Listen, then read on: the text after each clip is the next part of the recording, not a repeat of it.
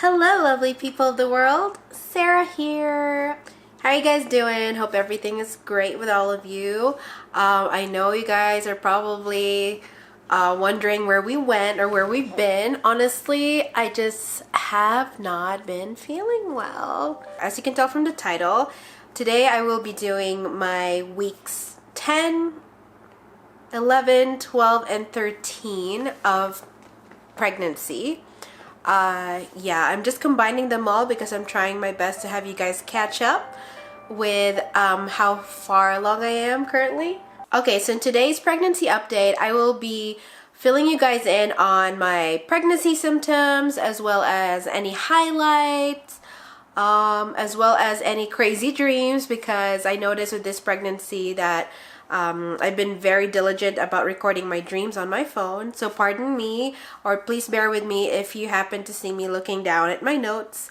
Yeah, and sorry about not putting much makeup on. I literally only have like eyeliner on my, what do you call it? No, I only have brow liner and a tad of lip tint on.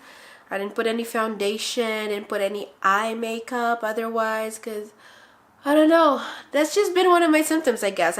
I'm not eager to put any makeup on. And plus, I mean, it's pandemic season. We have been covering our faces up with masks anyway. And it's not pretty when you have like makeup underneath and then you take your mask off and it just doesn't look sanitary. You're just like, oh, look at the foundation and lipstick all over that thing. So, yeah.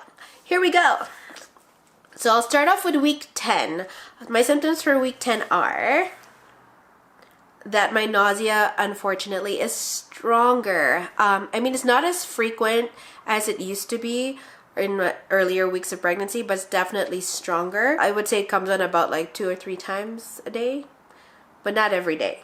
So I'm still feeling very, very tired, as you probably can tell from my eyes. I feel like I'm not getting enough sleep.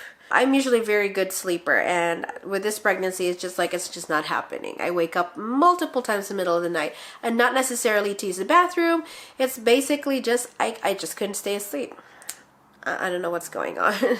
But at least I'm now able to cook during the day, because the past few weeks I haven't been able to do that. I've been feeling really nauseous and feel like gagging every time I would think about cooking, or even just looking at raw meat and stuff in order to cook lunch, dinner, or whatnot. So it's really tough. We've been ordering takeout for the most part. Yeah, I'm so happy that at least now in week 10 I'm finally able to cook. But only during the day, you guys, because the nausea hits me even worse during the evening hours of the day. I noticed something really exciting about week 10, which is that I can no longer hide my bump. I mean, I haven't kicked off this pregnancy with like a really flat, awesome, hard, surfboard tummy. Surfboard tummy. Is that a thing? Yeah, like my stomach was never flat to begin with before this pregnancy.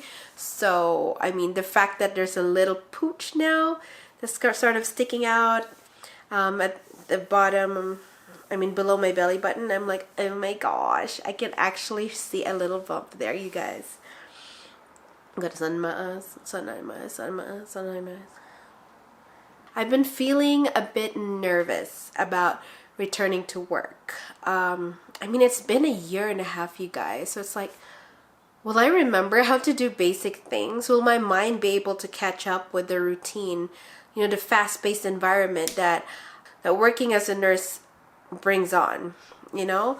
Like, oh my goodness, I remember being used to like multitasking and also doing a lot of critical thinking and problem solving, as well as like socializing. So like, in order for me to be able to do all that again after a year and a half of just focusing on raising Sabrina, it's like, what the heck? Like, will I be able to do it?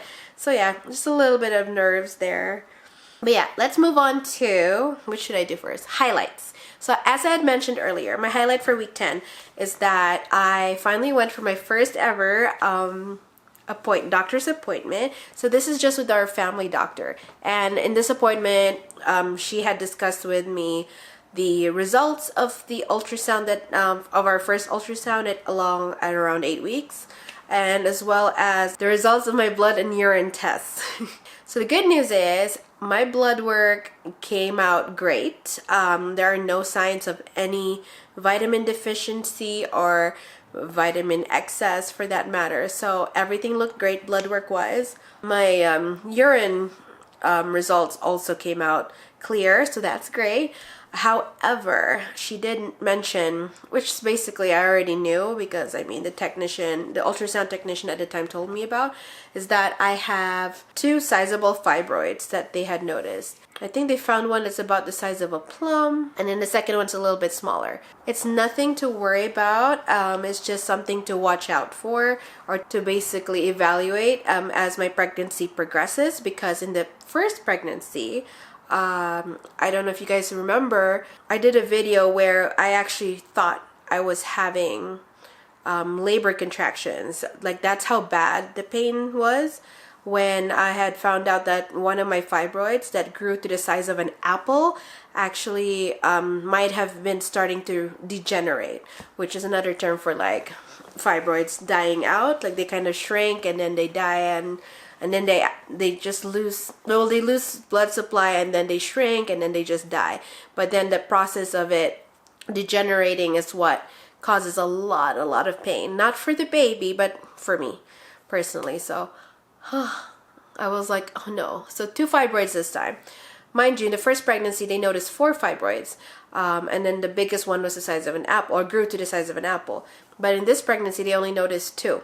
Or like she said, fibroids are actually normal in along the lining of a woman's uterus. It's just that they have to keep a close watch on the big one, because they said that if anything, the only like concern that they have is that it would hurt me when the fibroid decides to degenerate, if ever. So we'll see. Okay, guys, so that's it for my highlight. Now I move on to a favorite part of my pregnancy update, which is crazy dreams. Here we go. Let's see. I'll try to check my notes. Okay, this is so weird. Okay, so one of my dreams in week 10 is I dreamt of Dermot Mulroney, the actor. He's basically the leading man in my best friend's wedding. He's the leading man in Wedding Date, something like that. He seems to like to star in wedding movies. Yeah, anyway, so I dreamt that Dermot Mulroney, I don't even know if I'm saying his name right. Dermot Mulroney and I were being interviewed about a film or movie that he and I starred in. Mind you, I'm not an actress. I don't know why the heck I dreamt of that, but I won't complain because he is pretty cute. Hope my hubby doesn't hear that. But yeah. So we were being interviewed about an upcoming film that we did together. And then he said something that I remembered distinctly upon when waking up. I was like, that's weird. So anyway, he said to the interviewer, exact words, I told the director that if my mouth were to touch Sarah's mouth, that it'll be like peanut butter. You guys, don't even begin to ask me what the heck that means. I have no clue. These were all just in my dreams, right? It's not like something I had control over. It's not like I was watching a movie about Dermot Mulroney prior to this dream. It literally just happened. So anyway, those were his words. And then I remember like giggling and gushing and going like, right? But then that was pretty much all I can remember about that dream. Sorry, you guys, it did not progress into anything or materialize into anything further storyline wise. That's as far as that went, which was really weird. But anyway, Dermot Mulroney, you guys. Anyway, the second dream I had at week 10. Okay, this one's a little bit creepy. So I dreamt that I was working at a space station and I was working as a nurse. But you know that because we were working at a space station, we all had sort of the same space uniform, kind of like the Star Trek uniforms that you see. And then something went wrong in one of the chambers or one of the other rooms. And this was a chamber that was filled with basically just men, like just grown men, right? And then I remember hearing like a loud bang And then there was like sort of like alarms going off, and it's like, oh my goodness, there's an emergency, what's going on? And I had to rush into the affected chamber, and it seemed like there had been sort of an explosion or something. But yeah, a lot of men started running out of the chamber, wounded, bleeding, and just like panicking. And I remember directing one of the men, like, okay, you guys need to line up one by one, I'll do my best to take care of you. I said something like that. And yeah, that's what I remember. It's like nursing their wound, trying to sort of cover the wound or treat the wound on someone's forearm. That's as far as I remember about the dream. So moving on. Okay, another strange dream. I dreamt that I was still single. And for those of you guys who don't know about my current situation, I'm basically married to the man of my dreams, Justin, and we both are parents to our little baby girl, Sabrina. And so yeah, I'm happily married and happily a mom. So anyway, back to the dream. Sidetracked. Defensive much. So yeah, I dreamt that I was still single, and then I was living in a house with my mom and my sister. So we're all girls inside this house, and then this Sheikh. So for those of you who don't know what a Sheikh is, it's the Arabic term for like a royal in the Arab countries. So yeah, I grew up in United Arab Emirates. So yeah, we used to call sort of the president and the crown prince and the royal family there, families there, we call them sheikhs for the men. So yeah, this sheikh had his guard sort of just barge into our home. And then the guard of the sheikh was about to take my sister, she under arrest. So in my dream, I had tried my best to bargain with the sheikh, and he decided to take me for his wife instead. So yeah, that, at least those were the emotions that were going through my head, was that, oh, okay, so he's barging in and trying to arrest my sister because my sister refuses to agree to be the sheikh's wife, something like that. And so I bargained with the sheikh, and I'm like, please just take me instead. Leave my sister alone. Don't hurt her. Do not arrest her, please. And yeah, and I think the sheikh was actually considering it, but that's as far as my dream went. So I have no idea like what the rest of the dream would have, how the rest of the dream would have materialized. I'm sorry, you guys. I'm like, I have no proper endings. That's how broken my sleep has been lately. Or maybe it's just because of the disturbing dreams. I wake up tired because I'm like, oh God, I feel like I did a lot of thinking and a lot of stressing out in my sleep as well. So that's probably what happened. And then, you guys, like one really, really interesting dream, which is actually pregnancy related. When I was 10 weeks along, I dreamt that I was celebrating the pregnancy announcement at work to my coworkers, and I was offering them a cake that I had baked. And then one of my Korean coworkers used a test on my scalp. She was like, hey Sarah, can I just try something out here? And I'm like, yeah, sure. Okay, I'm just gonna need like a piece of hair from your scalp, and I'm gonna test it. And I'm like, okay, go ahead. Like, you know, I thought it was just like, okay, why not? Just do it for fun, right? This is all in my dream, by the way, you guys, so try not to get that all mixed up. She insisted that she had a test that she had gotten from Korea. With the help of a scalp sample, she could actually determine the gender of the baby. So I was like, what? For those of you who don't know, we haven't found out the gender of the baby yet. It's still early, so we don't even know if we want to find out, so we'll see. So yeah, my Korean coworker in this dream, she pulled out a box and she was like, I already did the test just now to determine whether you're having a girl or a boy, and do you want to know the result? And I went like, you know, like, yeah, why not? The heck with it, right? And then she was like, okay, so the result says you're having a boy. And she looked so excited, and everyone started rejoicing. And then I was like, I remember like going like, what? Show me that box. Like, how can you find that out so easily? Like right there, then and there. And then when she showed me the box with all the excitement and all that, I remember going like, wait a sec. Does the box actually read word for word, okay, based on what I remember from my dream, 1% accurate. 1% accurate in determining a baby's gender. You guys, I was like, are you for real? I remember going like, being so shocked and going like, is she being sarcastic, or like, is she for real? Does she know that? This is so weird. Like, I was like, how is she so excited? And how could she be so confident in announcing to all my coworkers like, yeah, she's having a boy, and everyone just started rejoicing and just believing her. And I'm like, what the heck, it says 1%, you guys. But yeah. But then in this dream, my Korean coworker was actually adamant and insisting, no, no, no, like, you know, don't, it doesn't matter what's written on the label of the box.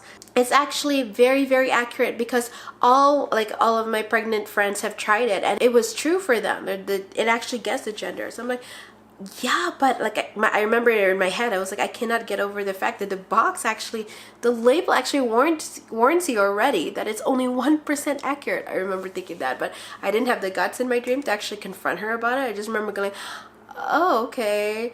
And then I woke up and I was like, wow, like that was such a vivid dream about possibly our baby's gender, or possibly the opposite of our baby's gender. Because there are other moms out there that claim that they dreamt of their baby's gender, and there are other moms that said that whatever gender you dream about, whatever gender that you dream about that you dream your baby is, that the opposite is actually true. So really, you guys, these are all old wives' tales. These are all predictions and all that stuff. So we're just doing this for fun. But yeah, that was a really weird, accurate dream that I had. Where I was like, wow, I finally dreamt that I was pregnant, you know? So that's it for week 10, you guys.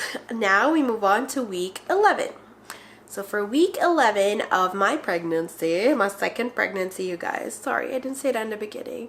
Actually, I'm just going to combine the symptoms and highlights and all that for weeks 11 and 12, because they're pretty much the same. There was no difference in the symptoms or whatnot. But anyhow, for weeks 11 and 12, here we go. I noticed that there was some cramping to my toes when I'm walking, when I walk for too long. So I'm not talking about work, because at work, I don't know if it makes a difference, but I do wear compression stockings whenever I go to work, whether I'm pregnant or not. I always do wear compression socks. They go up to your knee, or right below your knee. My husband Justin got that for me because I always knew that we have a family history of varicose veins and spider veins and all that on the legs, on the back of the legs. So yeah, I just wanted to be, I guess Justin just wanted to look out for me, and he was like, okay, yeah, well, maybe you should start wearing compression socks to make sure that we do our best to prevent it, or at least slow it down, you know? So yeah, not that I'm saying varicose veins are ugly, you guys. I mean, a lot of people think they are ugly, but they are, I mean, they're pretty, I don't know. I mean, they're genetic in nature.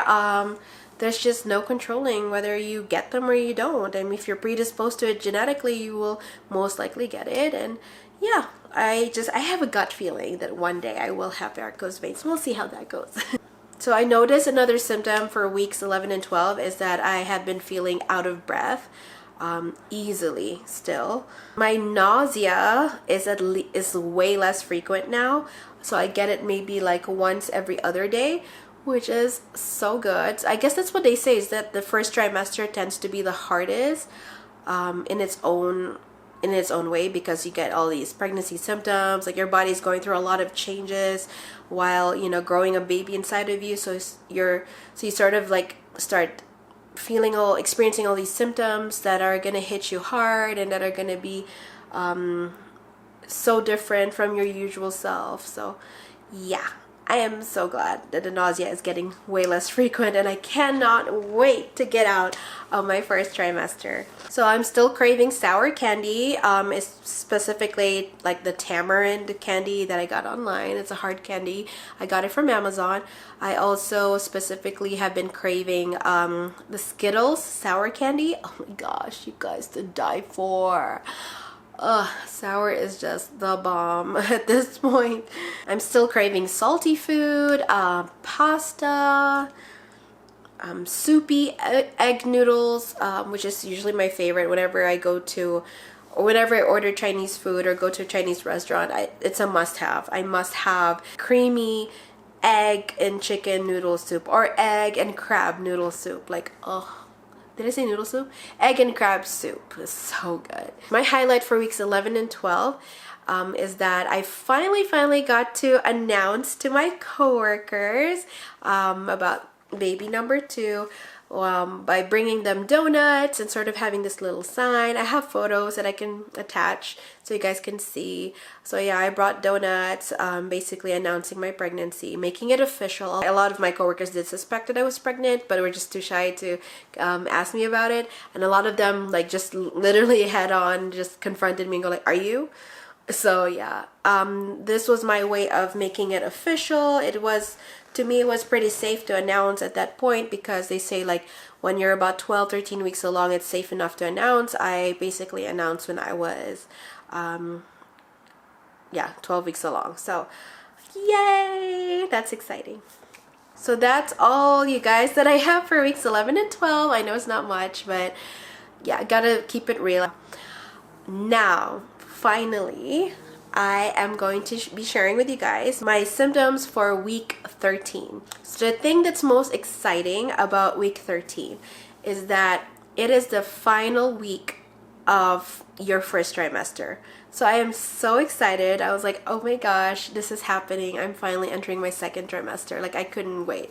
But yeah, basically for week 13, my symptoms are brown discharge vaginally, like down there, for about 2 days. So I noticed like a brown stringy clot by the second day. The first day was just sort of like a stain on my panty liner, like a brownish stain. But the second day it was like more of a stringy brown clot. It wasn't anything big, but it's possibly from, like, you know, because I've started cooking again during the day, it's possibly the heat of the oven, and especially when I bake.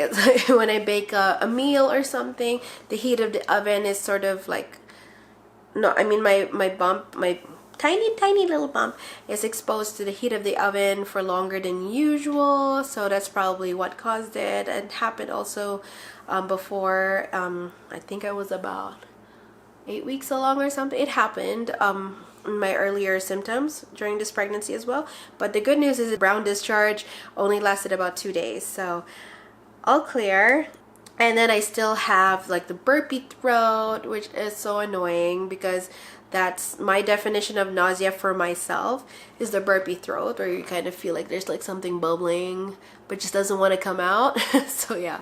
And then another symptom that I still had was bloating, especially at the end of the day. You guys already know that. If you had watched my previous pregnancy updates, you would know that towards the end of the day is when it's the hardest for me when it comes to bloating and nausea and burpy throat and just all these pregnancy symptoms. But yeah, that's all I got for weeks 10, 11, 12, and 13. Thank you guys so much for watching this update today. We have missed you so much, and yeah, we are really sorry, or I should apologize on behalf of our channel. I'm really sorry that it took so long for us to get a video out. I've just been taking it one day at a time. You guys will understand as you start to catch up to how far along I actually am. I'm not gonna give that away yet.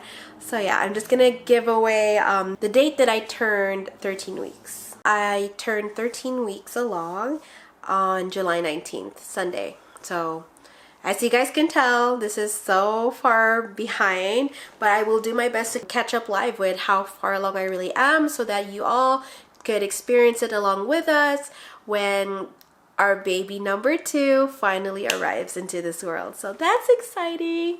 So that's it for me, and thank you so much, you guys, for watching and for bearing with us. We miss you guys so much.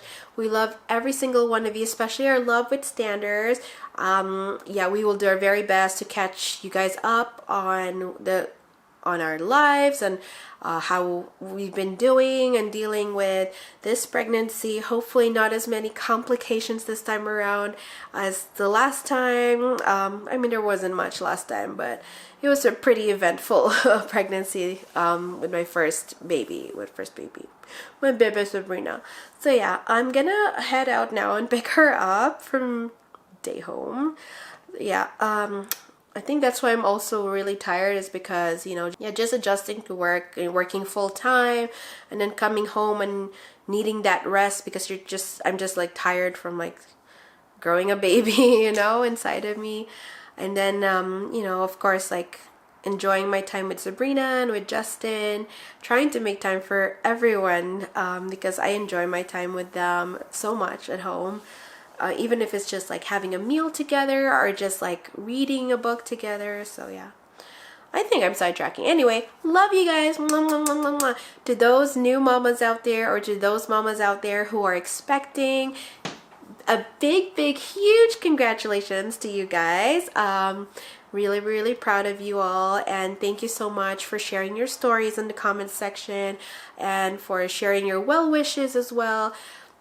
To everyone out there, thank you so much for tagging along and for standing by us during this pregnancy. And those of you who have subscribed to our channel, thank you so much. We love you, Love It Standers. For those of you who haven't subscribed, please do. It would do our channel, it would do us and our channel a big favor, because yeah, you guys would be supporting our channel, and we would really appreciate that. So yeah, please like, share, subscribe, thumbs up. Did I miss anything? Subscribe to our channel. So yeah, hopefully you guys get to follow us in our journey. Love you. Mwah. Stay safe, everyone.